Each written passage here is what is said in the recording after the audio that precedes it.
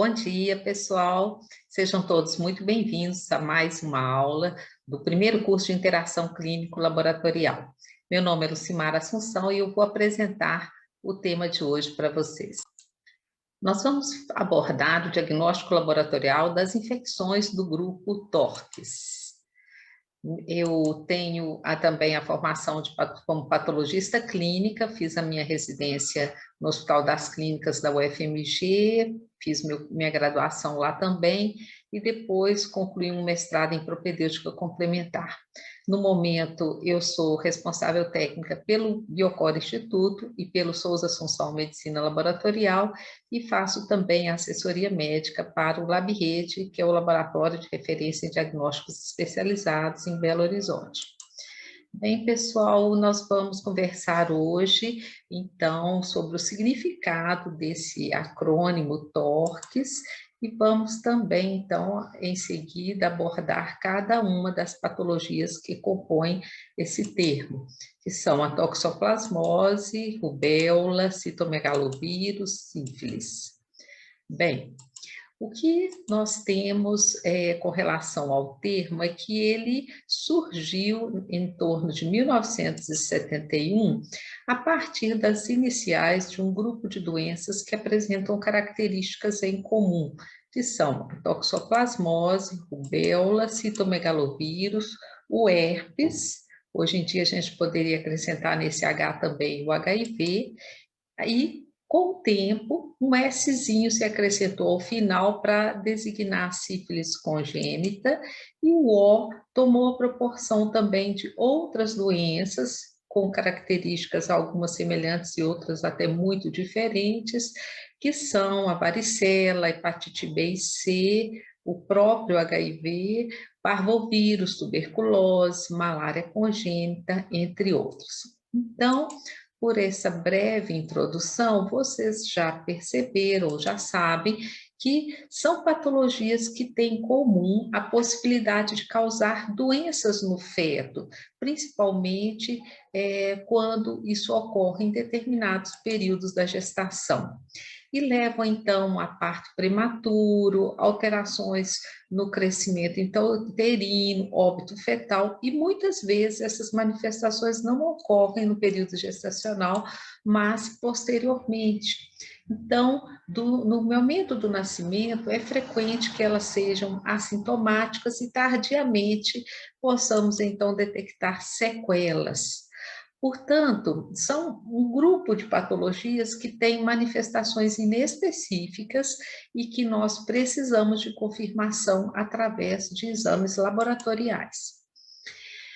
Falando de um modo geral, algumas manifestações que podem ser encontradas num grupo de patologias que está apresentado aqui nessa lâmina, nós temos inúmeras, desde alterações ósseas, como pode acontecer na rubéola, na sífilis, no herpes simples, alterações cardíacas, muito frequentes também na rubéola, catarata na toxoplasmose e na rubéola, hepatoesplenomegalia, ou seja, acometimento do fígado em praticamente todas elas, a microcefalia na toxoplasmose, a plaquetopenia em várias delas, ou seja, várias manifestações nós podemos encontrar quando essas doenças acometem, então, no período de formação, no período congênito.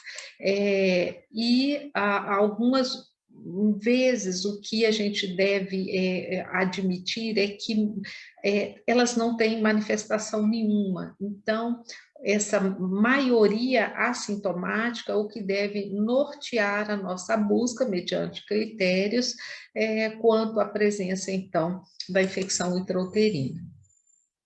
Normalmente, a via de transmissão, ou ela é transplacentária, ou no momento do parto, como é no caso do CMV, ou através do leite materno. Mas nós devemos ficar atentos não somente à questão do recém-nascido, mas também das possibilidades de transmissão à mãe. Então, todo o diagnóstico é feito com base no início do acompanhamento gestacional, desde as consultas do pré-natal até após o nascimento. Então, com relação às vias de transmissão materna, apenas a título de citação, vamos recordar, né? A toxoplasmose tem a possibilidade de transmissão fecal-oral, a rubéola é uma doença viral, pode ser transmitida por aerossol. O citomegalovírus tem várias formas de transmissão, como a transfusão de sangue, a reativação no caso de transplantes de órgãos, ou muito comum a exposição das membranas mucosas. O herpes é através do contato sexual. O HIV, nós sabemos, contato sexual, sangue, né, secreções, e a sífilis também é uma infecção sexualmente transmissível. Bom, dito isso, eu gostaria então de falar com vocês que o nosso objetivo hoje vai ser contribuir um pouco para aprimorar essa competência que todo o profissional deve ter na área do diagnóstico laboratorial dessas infecções, a fim de interpretar corretamente os resultados e solicitar corretamente os testes. Bem, o rastreio na gestação, vamos começar a partir desse ponto, ele corresponde a quê? A busca pelas mulheres que possam apresentar a infecção nesse período. Então, ele deve começar o mais cedo possível no pré-natal e o que nos chama atenção nesse momento é a ausência de um consenso sobre, um consenso, digamos assim, mundial ou universal das sociedades científicas quanto às doenças que devem ser rastreadas. Contudo, existe uma lógica, né, que eu vou apresentar para vocês, que é o seguinte: nós temos, então, sociedades científicas internacionais ou centros de controle de doenças, como os Estados Unidos, em que recomenda o rastreio da sífilis, da hepatite B, ou não recomenda o rastreio de citomegalovírus. E nós temos aqui, por exemplo, o Ministério da Saúde, a FEBRASO, que são associações nossas, do nosso país, que recomendam o rastreio de praticamente todas elas na rotina, com exceção da citomegalovirose. E nós vemos que existe, então, um certo consenso entre as recomendações do Ministério da Saúde e da Federação Brasileira de Associações de Ginecologia e Obstetrícia. Na verdade, a fundamentação disso é a prevalência, né, daquela doença na população, o que gera um maior ou menor grau de preocupação entre populações distintas. Dando início, né, ao primeiro letrinha, né, do nosso acrônimo, que é o T de toxoplasmose, nós temos aqui uma figura que é a mulher com o gatinho. Toda a vida os gatos foram considerados vilões nessa questão da transmissão, né? Porque o agente é o Toxoplasma gondii, cuja transmissão pode acontecer pela ingestão do tecido infectado ou inalação de partículas fecais. Então, quando existe a transmissão via transplacentária, nós vamos ter, então, uma toxoplasmose congênita, que mais comumente no terceiro trimestre da gravidez. Porém, quanto mais cedo acontece essa infecção, mais graves são as malformações futuras, porque, obviamente, é o período de formação fetal, né, onde ocorre a formação dos principais órgãos, tecidos. O toxoplasma, ele é um parasita considerado com ciclo biológico de duplo hospedeiro, ou seja, ele tem no gato o ciclo reprodutivo, então o gato é o hospedeiro definitivo. Outros mamíferos, aves, são considerados hospedeiros intermediários, porque eles abrigam o ciclo de proliferação. E A forma do toxoplasma é bastante interessante, é uma forma de foicezinha, por isso o nome toxon arco, né? Arco ou foice, tem uma forma crescente, e eu deixo a gravura para vocês aqui dos taxoídos e de um cisto com os bradizoídos, são as diferentes formas, né, no ciclo evolutivo. É provável, então, que esses taxoídos, eles possam atravessar, então, durante uma infecção primária que ocorre na gestação, atravessar a barreira placentária e causar, então, essas sequelas no feto. Pode acontecer uma reativação? Pode. Uma mulher grávida que tem uma infecção crônica e que se apresente também imunocomprometida, pode apresentar uma reativação de infecção. Quanto à epidemiologia, nós sabemos que a toxoplasmose é uma doença que acomete um grande número de mulheres de forma assintomática, ou seja, considerando a população mundial, seria também um percentual muito alto, até 90%, mas, como eu já disse, de forma assintomática. E essa variabilidade de prevalência varia de país para país. Países subdesenvolvidos, que têm alguns hábitos alimentares não recomendados, ou que têm também a relação com a questão demográfica, como eu disse, em desenvolvimento, e até mesmo variações climáticas são causas de variação dessa prevalência de toxoplasmose no mundo. E é interessante a gente saber que uma mulher com toxoplasmose, ela tem uma chance considerável de transmitir essa infecção para o feto, até 50%. O que vai influenciar a existência ou não dessa infecção vai ser o tipo de infecção, em que paciente ela está acontecendo, se ela é imunodeprimida, se a carga de parasitas, né, a quantidade de parasita que está ali presente naquele momento da infecção. E então isso tudo tem que ser levado em conta durante o pré-natal. As manifestações podem ser, então, as mais variadas possíveis. Quando a infecção ocorre na mãe, no primeiro trimestre da gestação, torna-se muito grave e pode acontecer a morte fetal.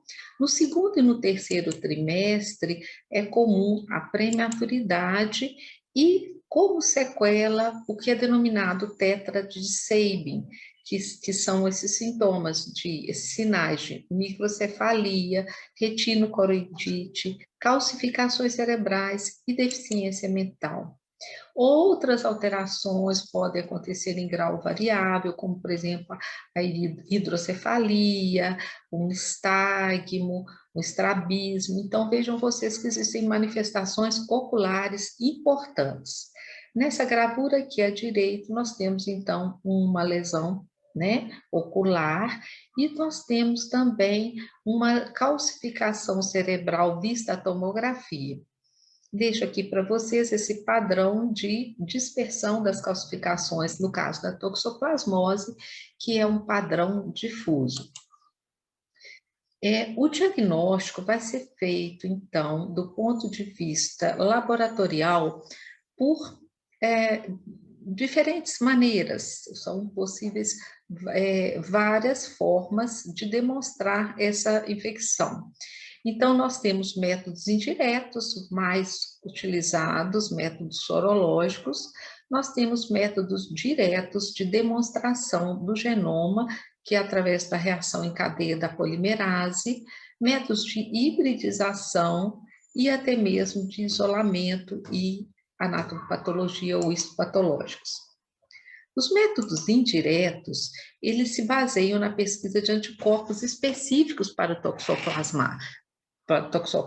Então, são métodos de fácil execução, são os métodos mais utilizados no rastreio durante o pré-natal.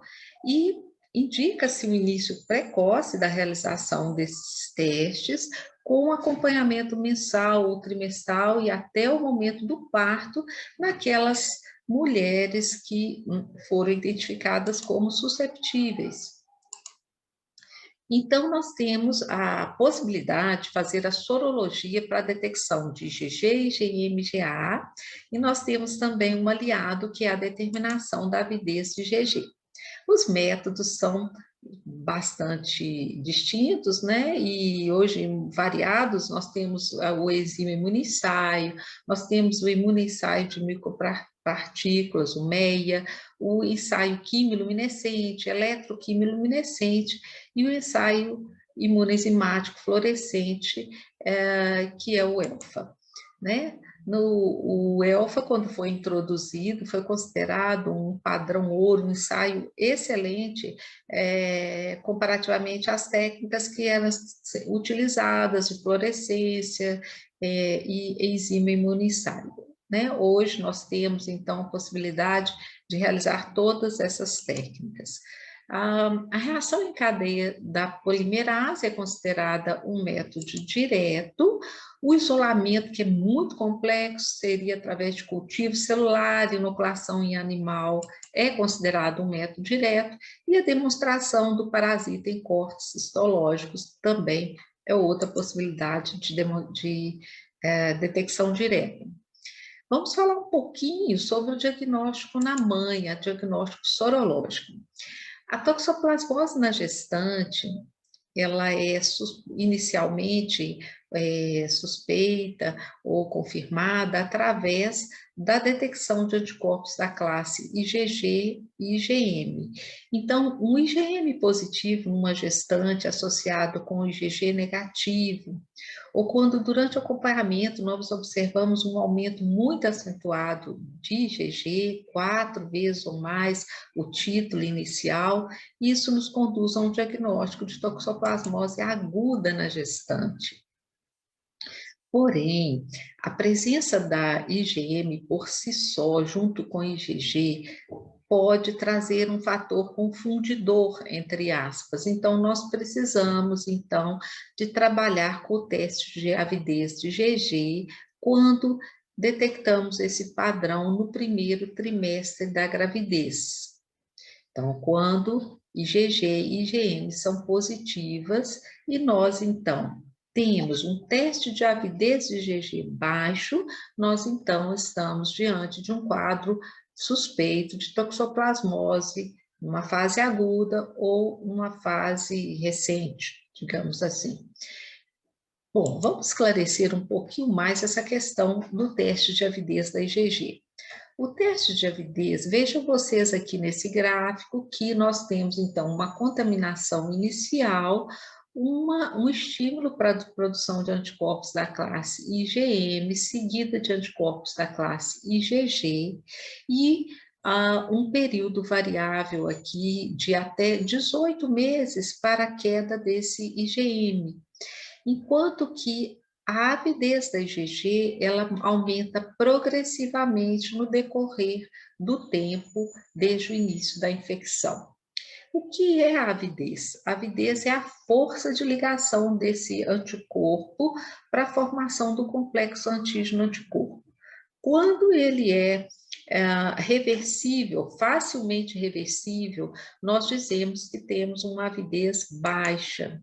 Então, à medida que passa o tempo, as interações entre o antígeno e o anticorpo tornam-se mais fortes e, então, a avidez se acentua e nós lançamos mão, então, da possibilidade de fazer essa demonstração no laboratório, para esclarecer essa possível permanência de IgM em períodos tão prolongados, o que nos levaria a ter dúvida diagnóstica quanto ao período da infecção. Ok, pessoal? Então, é sobre isso que nós estamos falando aqui nesse momento, sobre o auxílio do teste de avidez para determinar o período da infecção. Então, no primeiro trimestre, se nós temos uma gestante que tem, no primeiro trimestre, uma alta avidez de IgG, nós ficamos com dados favoráveis a que a infecção primária aconteceu antes da gestação. Se a presença de avidez é baixa e nós temos um resultado de IgG positivo, o indicativo é de uma infecção recente que foi adquirida durante a gestação ou imediatamente antes dela. O que nós vamos fazer para esclarecer? Monitorar, repetir a sorologia depois de 2 ou 3 semanas e evidenciar, então, essa elevação de IgM e de IgG, que é característica da infecção aguda. Para que vocês conheçam, existem critérios que definem essa avidez em termos percentuais. Então, uma avidez é considerada alta quando ela está acima de 60%. Então, nós temos uma probabilidade de infecção a mais de 12 semanas. Menor que 30%, menos de 12 semanas, e 30% a 60% são valores intermediários que não vão nos auxiliar muito na definição desse tempo de infecção e precisamos, então, monitorar. No recém-nascido, esse diagnóstico, então, pode ser feito mediante os 3 pilares já descritos: sorologia, pesquisa de toxoplasma, reação em cadeia da polimerase. E aqui nós acrescentamos também a possibilidade, que não é exclusiva do recém-nascido, a detecção de imunoglobulinas da classe IgM e IgA, porque as doenças que têm uma resposta imunológica, um acometimento de mucosas, elas também levam a um aumento dos títulos de IgA específico.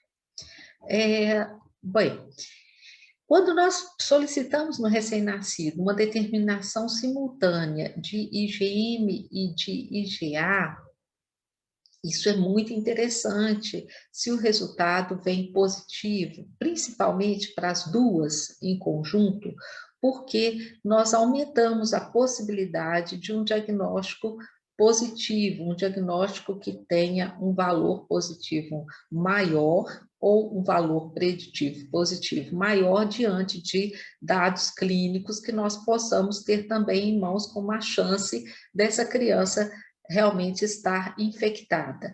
Então, por que falamos então dessas duas classes de anticorpos? Porque são anticorpos que são produzidos pelo recém-nascido, eles não foram anticorpos como são os da classe IgG, que atravessaram a barreira placentária da mãe, a barreira placentária, ou seja, vieram da mãe, e também são anticorpos que não vão ser absorvidos pelo leite materno. Então, são úteis nesse diagnóstico inicial do recém-nascido. Bom, então, se eu tenho uma criancinha com menos de 6 meses de idade e anticorpos IgA e IgM para toxoplasmose positivos, eu creio que então esta seja uma toxoplasmose congênita. Existe uma recomendação de que esse acompanhamento possa ser feito de IgG, como eu disse, que atravessa a barreira placentária até um aninho. Então, se acontece uma negativação de IgG antes de 12 meses de idade, só temos IgG, então realmente não foi uma toxoplasmose que foi adquirida durante a gestação.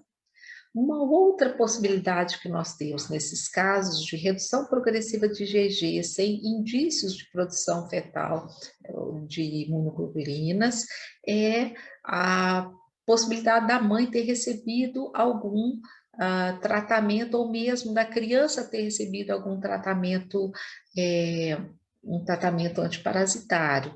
Então, por isso, é importante fazer esse acompanhamento e só considerar esse critério depois de 6 meses de suspensão do medicamento. Bom, vamos falar só sobre a IgM, porque a IgM, ela é sensacional, ela tem uma especificidade muito alta, 98%, sensibilidade alta também na maioria dos métodos imunoenzimáticos, tanto quimiluminescentes como eletroquimiluminescentes, ou seja, muito sensível, mas permanece positiva, como vocês viram lá naquele slide da curva, até 2 aninhos, né, 18 meses. Então, nós precisamos ter cautela na análise desses resultados. E é preciso coletar, então, no tempo correto. O tempo ideal para a coleta da amostra é até em torno de 10 dias de vida, por causa do potencial contaminação com sangue materno. Então, colhemos o diagnóstico, o sangue do recém-nascido em torno do 10º dia e fazemos, então, testes variados a cada mês, a cada 2 meses, depois, e vamos acompanhando essa sorologia até 1 ano. O que nós esperamos é que os títulos obtidos apresentem um declínio progressivo.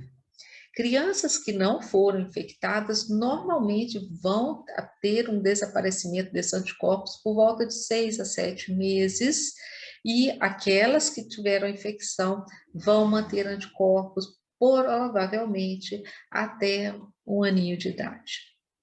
A pesquisa direta do Toxoplasma gondii, né, que é outra possibilidade, pode ser feita de diferentes materiais, sangue, líquor, biópsias de gânglio, de baço, de fígado, ou seja, locais onde que nós podemos encontrar o parasita. No entanto, são situações muito específicas e normalmente não são a nossa rotina, porque e quando se fala, então, em isolamento, aí que se torna mais complexo, porque são técnicas que não são técnicas de rotina no laboratório clínico, envolvem culturas em linhagens celulares e são caras e demoradas.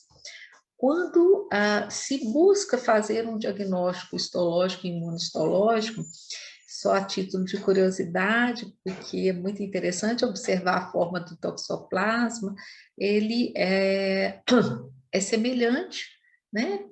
Guarda semelhança com algumas outras espécies, como, por exemplo, aqui eu trouxe para vocês a semelhança que tem do toxoplasma com a leishmania e com o trypanosoma cruzi. Claro que existem diferenças, mas, assim, a grosso modo, nós temos uma lembrança do parasita. E a PCR, a reação em cadeia da polimerase, é, assim, extremamente importante no diagnóstico, principalmente no período gestacional. E o próprio Ministério da Saúde recomenda, nesse documento, que é um roteiro para rastreamento pré-natal da toxoplasmose, que se faça o exame de PCR no líquido amniótico em torno de 4 semanas depois da infecção materna, ou seja, depois de 18 semanas, e não se faça mais após 21 semanas. Então, essa é a recomendação que nós temos. O diagnóstico da toxoplasmose, aparentemente, ele é simples, mas às vezes se torna bastante complexo, porque nós temos alguns desafios, algumas situações que fazem com que isso fique dessa forma, e eu vou citar algumas dessas para vocês. Por exemplo, se nós temos, então, a questão do IgM, que fica reagente após 3 anos após a infecção. Complicado, né? Nós temos, então, que lançar mão da questão da avidez da IgG. Mas, se nós temos uma soroconversão com o IgM muito baixinho, pode ser um IgM inespecífico, então isso confunde. Uma resposta muito retardada de ascensão de títulos de IgG, depois de 2 meses que nós já temos uma detecção de IgM, ou quando nós temos também uma reativação sorológica com um aumento de título de IgG, avidez alta de IgG e não temos um IgM. Então, são desafios diagnósticos. E a ausência de IgM, ela pode acontecer quando a infecção fetal ocorreu bem no iniciozinho da gravidez, ou a mãe tratou para toxoplasmose durante os 2 primeiros trimestres da gravidez, que poderia, então, bloquear essa resposta imune, ou retardar a resposta imune, e além disso, né, a resposta imune é algo extremamente particular, né, do indivíduo, então pode ir desde uma resposta muito forte até uma resposta fraca ou ausente. E do ponto de vista de conduta clínico-laboratorial, nós temos então um fator confundidor, que é o atraso na coleta das amostras, ou seja, o indivíduo a criancinha que teve a coleta depois de 30 dias de vida, eventualmente poderia ter acontecido uma queda nos títulos também de IgM. Uma outra técnica que também ela não é rotineira, mas como nós estamos no curso de diagnóstico clínico laboratorial, é interessante também que você saiba que existe o Western blot. O Western blot é utilizado para detectar bandas diferentes no bebê, diferentes das bandas obtidas na mãe, né? O Western blot IgG é um teste, então, que tem que ser feito comparativo, soro da mãe e do filho, para a gente determinar se os anticorpos foram transmitidos passivamente ou se eles foram sintetizados pelo próprio recém-nascido, se houve uma transmissão congênita. E, fundamental importância, o teste do pezinho. O teste do pezinho, pessoal, ele pode ser utilizado para diagnosticar várias doenças infecciosas de grande relevância, como, por exemplo, a toxoplasmose, a sífilis, a doença de Chagas, citomegalovírus, rubéola e HIV. Então, no pezinho, a gente vai procurar, no caso da toxoplasmose congênita, o IgM antitoxoplasma gondii, né? É um outro método de pesquisa precoce e, porém, não está na rotina, né? Todo esse perfil de doenças infecciosas de forma acessível a todos os recém-nascidos, pelo menos no momento dessa aula. Então, nós temos alguns desses testes aqui incorporados. Então, diante do que a gente está conversando, podemos ver, então, que a toxoplasmose pode ser abordada de diferentes formas, através de diferentes métodos, né? Para que, então, se estabeleça o diagnóstico. Em resumo, o que eu quero deixar para vocês é que a definição de caso vai ser feita a partir da análise conjunta desses elementos que o laboratório fornece e que vocês, então, podem interpretar corretamente a partir dos fundamentos que possuem, principalmente da evolução dos anticorpos numa doença infecciosa.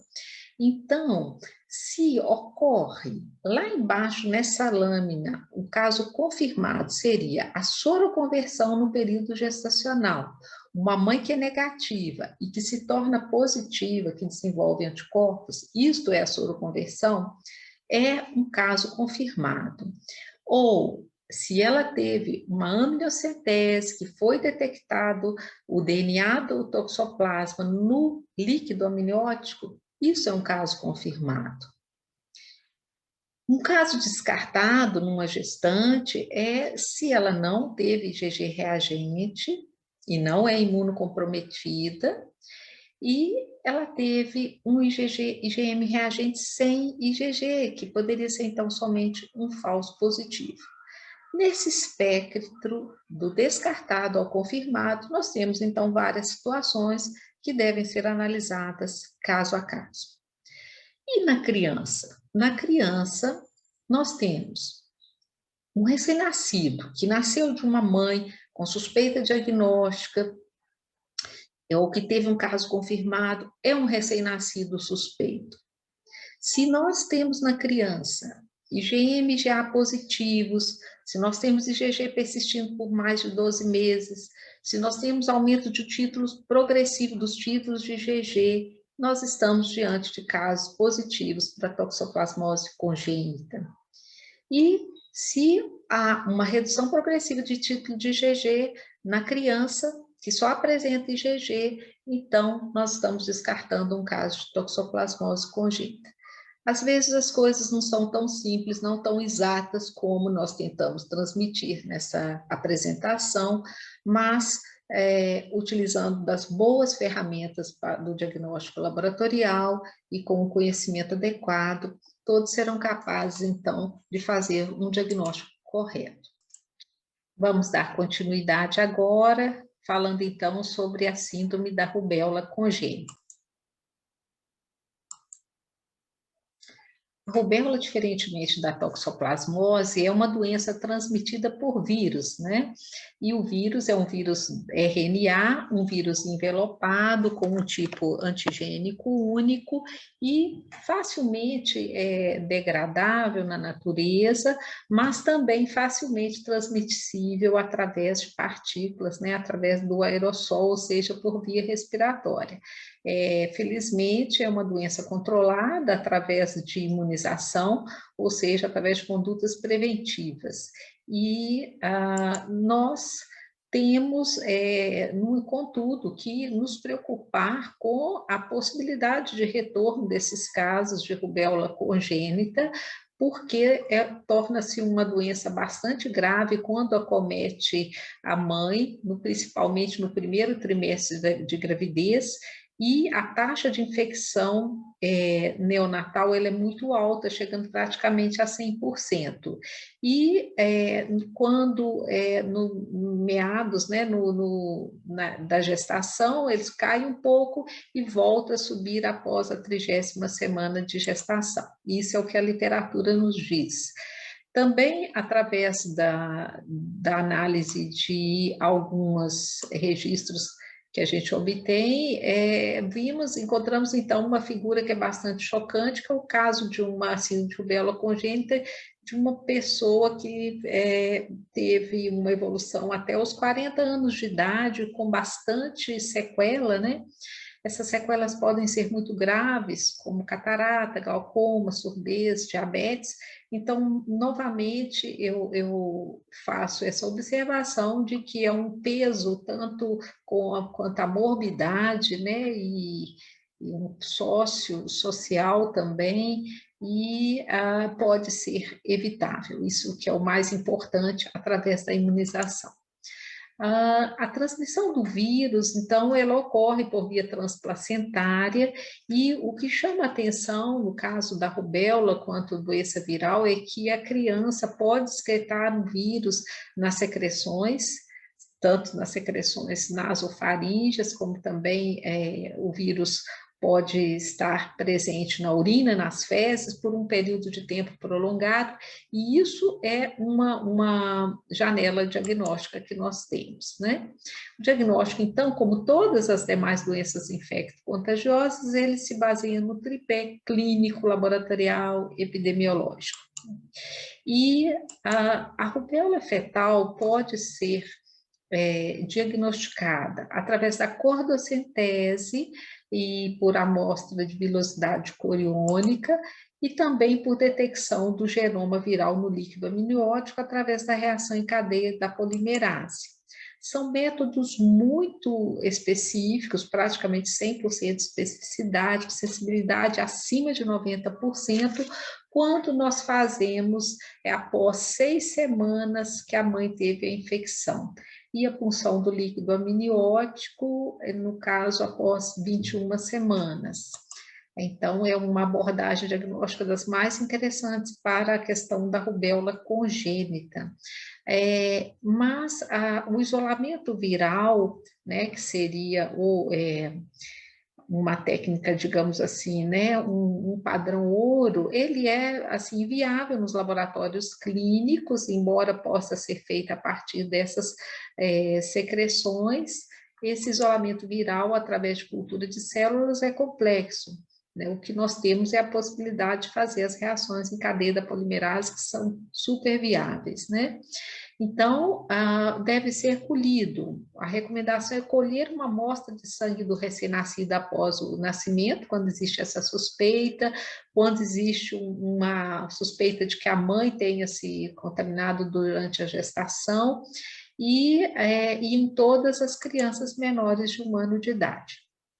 A questão da IgG continua no caso da rubéola congênita, porque a mãe que teve a doença transfere esses anticorpos passivamente através da placenta, e esses anticorpos vão diminuindo, né, com o passar do tempo. Se for feito um monitoramento, por volta do 6º mês em diante, já esses anticorpos já não estão mais presentes. É muito provável que isso aconteça dessa forma. Mas se eles persistem até durante o período de 1 ano de idade, então isso torna a possibilidade da infecção muito mais provável. Com relação, então, aos métodos indiretos, que são os sorológicos, nós devemos, então, assinalar que os anticorpos IgM específicos para a rubéola podem ser pesquisados, são evidência da rubéola congênita, porque eles não são anticorpos que atravessam a placenta. Podem ser detectados, então, no caso de rubéola congênita, praticamente todas as crianças acometidas até o 5º mês, e a partir daí, então, como eu já disse anteriormente, a positividade cai, e raramente, assim, são detectados após 1 ano e meio, 2 anos, né, do processo de infecção. E o diagnóstico diferencial, ele cabe ser confrontado com várias outras doenças congênitas. Então, nesse momento, nós, se não temos um histórico, um dado epidemiológico mais forte, nós vamos ter, então, um diagnóstico diferencial com a toxoplasmose, com citomegalovírus, com HIV, sífilis, ou seja, várias outras doenças que também compõem esse grupo que nós estamos avaliando. Então, sobre a rubéola, é um recadinho breve, né, felizmente, né, e agora a gente já pode, então, passar para o citomegalovírus, letrinha C do acrônimo TORCS, que possui uma orientação de rastreio um tanto controversa, né, segundo as diretrizes que nós citamos no início dessa apresentação. Mas é uma infecção extremamente comum no nosso meio, talvez a infecção viral congênita mais comum, dada a prevalência, né, de contato com o citomegalovírus. É uma doença causada por um agente que é, diferentemente do vírus da rubéola, é um vírus DNA de fita dupla e corresponde, então, a um membro da família herpes vírus, juntamente com Epstein-Barr, herpes simples, varicela zoster e alguns sorotipos de herpes vírus humanos, 6, 7, 8. Quando é que vai acontecer a infecção pelo citomegalovírus? Durante o parto, durante o aleitamento materno ou por transfusão sanguínea.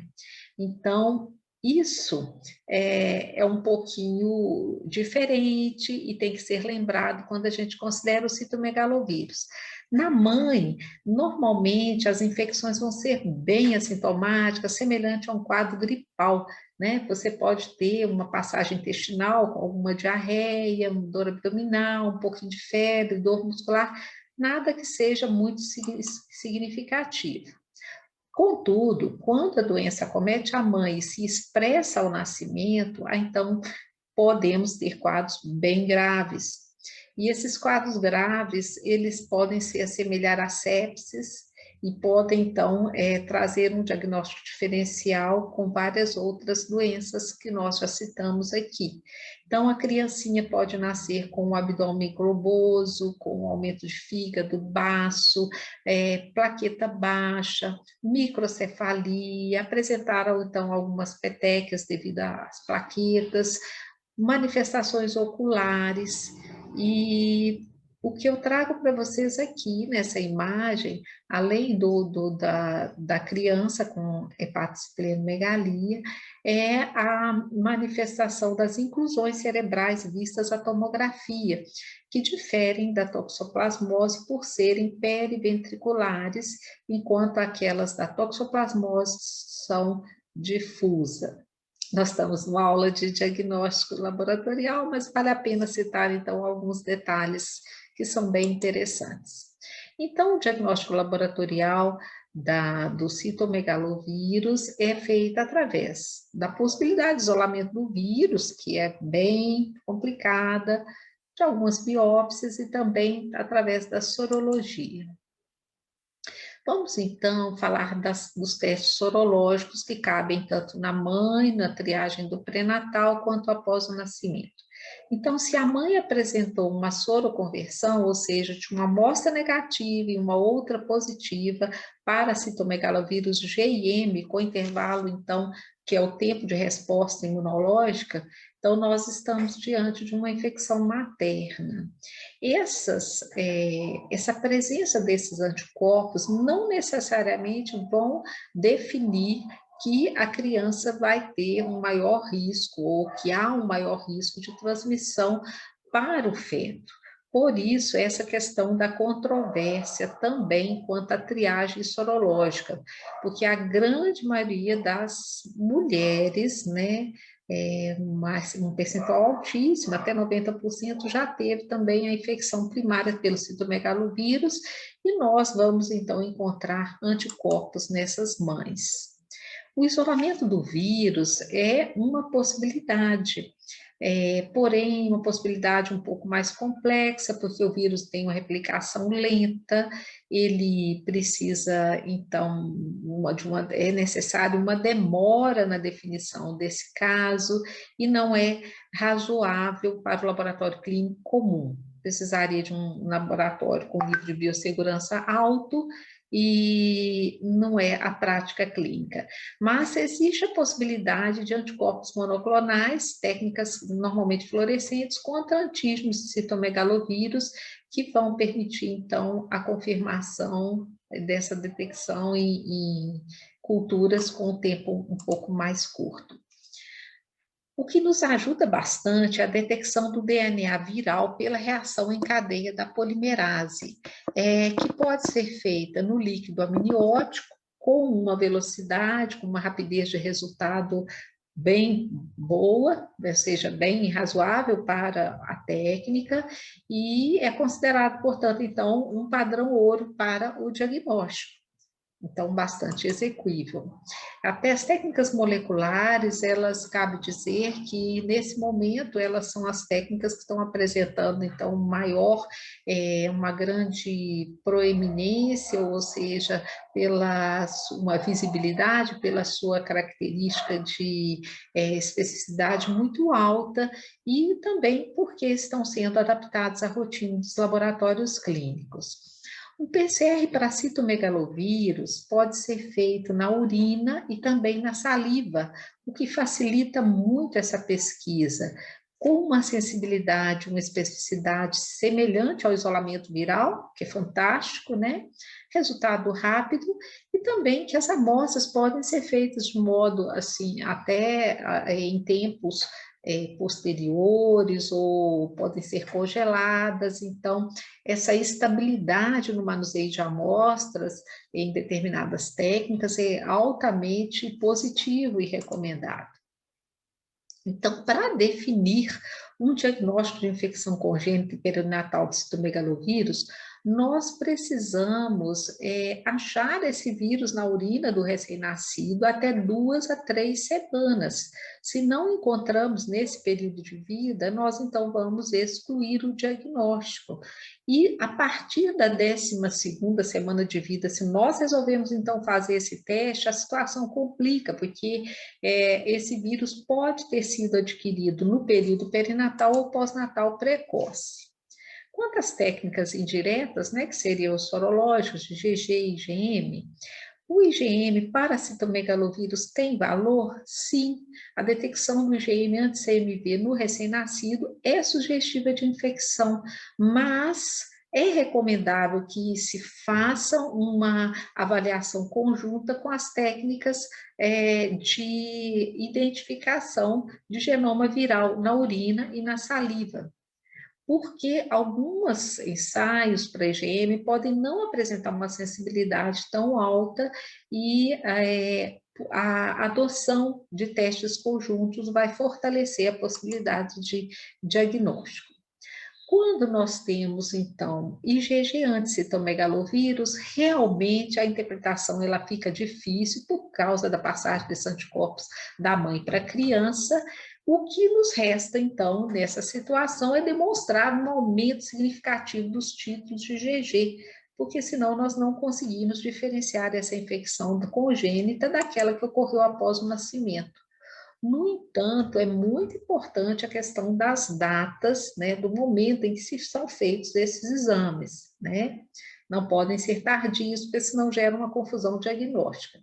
Então, no recém-nascido, o ideal é isolar o CMV na urina ou outra amostra até 3 semanas de nascimento.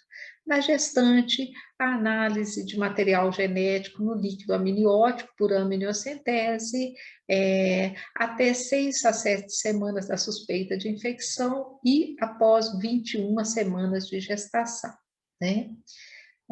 O vírus, ele está descrito nos estudos, o vírus só torna-se detectável após 7 semanas da infecção fetal. Sífilis, né? Agora já pulando para um outro tema, né, muito interessante, dada a evolução da sífilis do ponto de vista epidemiológico, né? Nós que pensávamos estar livres dessa doença, né, vimos ela ressurgir com força total recentemente e grande preocupação epidemiológica. Então, nós precisamos ficar bem atentos à questão do diagnóstico da sífilis no pré-natal e do diagnóstico da sífilis congênita ainda. Então, nós já falamos doenças causadas por protozoários, como, por exemplo, a toxoplasmose, doença causada por vírus, rubéola, citomegalovírus, e agora temos a sífilis, que é transmitida por uma espiroqueta, que é o treponema pálido. Então, essa transmissão vertical da sífilis é uma das maiores dentre as doenças infecciosas que nós podemos ter na gestação, com uma taxa bem razoável de mortalidade perinatal, com cerca de descrito de até 40%. Olha, pessoal, encontrar uma lesão primária na mãe, cancro duro, ou encontrar manifestação de sífilis secundária, como racho cutâneo, alopécia, né, sífilis latente, é muito pouco provável. O mais provável é a manifestação assintomática, e por isso, então, devemos, então, ficar atentos a essa possibilidade de diagnóstico e realizar, então, a triagem sorológica de uma maneira correta, completa, utilizando as ferramentas que são várias e que nós temos à disposição para tanto. O que se recomenda é que toda gestante seja testada pelo menos 2 vezes para a sífilis no pré-natal. Uma no primeiro trimestre de gravidez e outra vez no terceiro trimestre, e também fazendo o exame nos parceiros sexuais. É considerado, pelo Manual de Sífilis de 2016, obrigatório também a realização de um teste treponêmico ou não treponêmico logo após a internação para o parto, na maternidade ou em caso também de abortamento. Como nós temos um país, né, muito grande, com diferentes realidades, e devemos contemplar, então, um diagnóstico precoce, a Rede Cegonha no Brasil faz a recomendação de utilização de teste rápido, que é, então, essa medida recomendada para um rastreio imediato, principalmente de populações menos favorecidas, populações que não tiveram um pré-natal adequado. E nós temos, então, o teste rápido, os testes não treponêmicos, principalmente o VD, e nós temos testes treponêmicos com metodologias diferentes, como o FTA-BS, que é um teste fluorescente, nós temos o teste de hemaglutinação, com hemácias sensibilizadas, temos testes de enzima imunoensaio, com marcadores distintos, né, como os quimioluminescentes. Bem, voltando ao assunto do Manual de Sífilis, publicado em 2016, o que vale aqui chamar a atenção é que o laboratório clínico torna-se responsável por definir, a partir de um teste solicitado pelo médico, o caminho da confirmação. Então, se houve uma solicitação de um teste não treponêmico, como VDRL, na presença de um teste reagente, deve ser associada uma prova treponêmica. A gente vai falar um pouquinho mais sobre isso aí mais na frente. Mas o VDRL é aquele antigo, velho exame conhecido de todos e, na minha opinião, um teste excelente quando bem executado, que tem alguns interferentes que são conhecidos geralmente por todos e que, basicamente, por ser um teste que não é específico, que usa uma cardiolipina como base, né? Ele sofre interferência de presença de anticorpos anticardiolipina, que são comuns frequentemente em situações de doenças autoimunes, pós-vacinação, outras doenças infecciosas associadas e até mesmo a própria gestação. Então, é um teste excelente que tem a limitação do falso positivo, né? Mas que para triagem sempre se mostrou bastante viável, até o momento, né, que nós temos hoje em dia também outro arsenal de testes específicos que são bastante adequados e que recomendados. Então, o VDRL é um ensaio de floculação. A sigla, o nome, vem das iniciais, né, do laboratório que desenvolveu esse teste.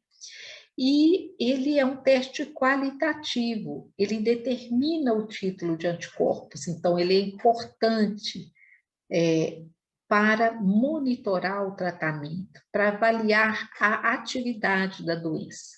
O que é o título de um teste de VDRL? O título é a última diluição e que o teste ainda está reagente, né?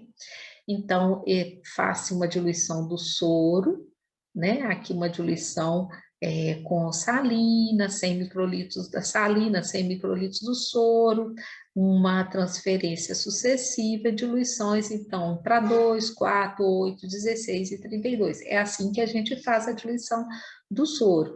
Então, esse soro é colocado numa placa própria, uma placa côncava, e que é, então, incubado com o antígeno cardiolipínico. E é feita, então, uma agitação padronizada, com uma rotação padronizada, e o teste positivo é interpretado quanto à presença desses grumos, e o teste negativo por um aspecto homogêneo das partículas. Bom, assim é realizado e interpretado um teste de VDRL, que tem então sua leitura visual em um microscópio. Na fase recente da doença, né, quando nós estamos na fase aguda da sífilis, a sífilis primária, o título de VD geralmente é muito alto, mas depois ele cai. E nas gestantes, normalmente nós vamos encontrar, caso seja sífilis, um título mais baixo, é o mais comum, um título até mesmo de 1 para 8. Por isso, ele tem que ser valorizado e feito, então, um confirmatório, porque tanto pode se tratar da presença da doença, quanto também de um falso positivo. Então, após um teste reagente, devemos lançar mão das provas treponêmicas, que podem ser fluorescentes ou treponêmicas do tipo CLIA, ensaio quimioluminescente ou ensaio de partículas. Os testes treponêmicos, como é que é o design de um teste treponêmico? Ele, ao invés de usar um antígeno que é inespecífico, como é a cardiolipina, ele usa antígeno treponêmico recombinante, ou então usa lisado de todo o treponema, em alguns outros casos, né? Lisados completos ou antígenos recombinantes. Geralmente, esse ensaio, dessa forma, ele vai detectar, então, anticorpos IgG ou IgM específicos contra componentes celulares do treponema. São testes que, quando introduzidos, eles observou-se que, embora possa ter, então, também os falsos positivos pela sensibilidade maior, eles também têm o valor de detectar ter uma maior sensibilidade na fase inicial da doença, o que é muito importante para a gente detectar os casos positivos ou para afastar. Testes de quimiluminescência são feitos em equipamentos maiores que podem realizar grande número de ensaios, não tem a subjetividade do examinador e, contudo, diante de um ensaio positivo, deve ser feito um ensaio de VDRL para confirmar a atividade da doença. Entendido, pessoal? O FTABS é um ensaio fluorescente. Vou mostrar para vocês que é bem bacana quando bem realizado, bem padronizado, né, com um observador experiente, que ele tem, praticamente não deixa dúvida quanto à presença de anticorpos específicos no soro. Ele é feito em lâminas, nessas lâminas, então, são fixados os antígenos treponêmicos. Nós usamos, então, como marcador uma gama-globulina com uma substância fluorescente, normalmente é o isotiocianato de fluoresceína. Então, o FTABS é aquele exame que, por ter sido desenvolvido primeiro que os ensaios quimiluminescentes, diante de um VDRL reagente, normalmente pensa-se, vou pedir uma FTABS.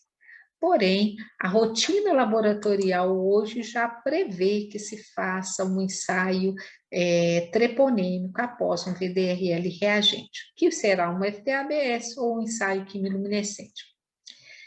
Vamos conhecer um pouquinho aqui sobre os ensaios de hemaglutinação. Foram usados também durante muito tempo, são bastante viáveis para serem feitos de forma um maior número de testes ou pequenos, pouca demanda, né? Até mesmo um teste só, você utiliza então os controles positivos e negativos e usa amostras do paciente incubadas com hemácias sensibilizadas com antígeno de treponema. Então, nós temos aqui uma reação negativa quando forma-se um botãozinho no fundo da placa e um teste positivo quando existe a aglutinação através dos anticorpos presentes no sangue do paciente. Então, forma-se então uma imagem difusa que corresponde ao teste positivo. E numa placa como esta aqui, teste é positivo, o título pode ser avaliado também como a última determinação em que ele ainda resultou positivo, o último título no qual apresenta ainda positividade, né? Diluição, é a diluição positiva.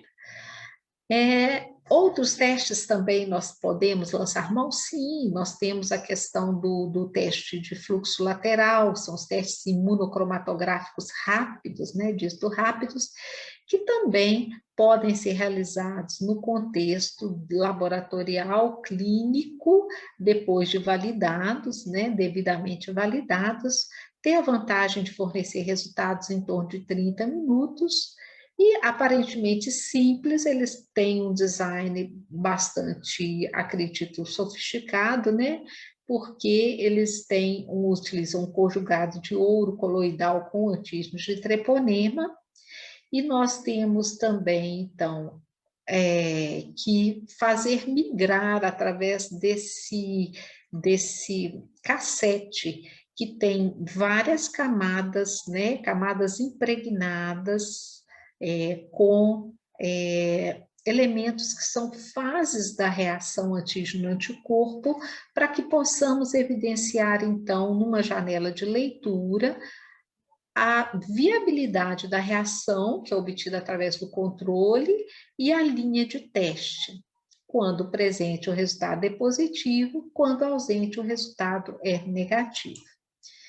Isso sem falar também, né, pessoal, no teste do pezinho também, que eu citei anteriormente para a toxoplasmose, que é outra possibilidade de diagnóstico.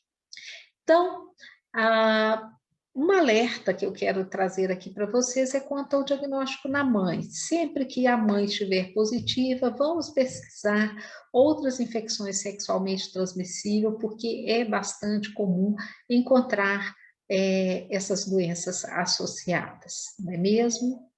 É o nosso papel, então, pesquisar hepatite C, HIV, hepatite B, nessas mães que apresentam uma triagem positiva para DDRL.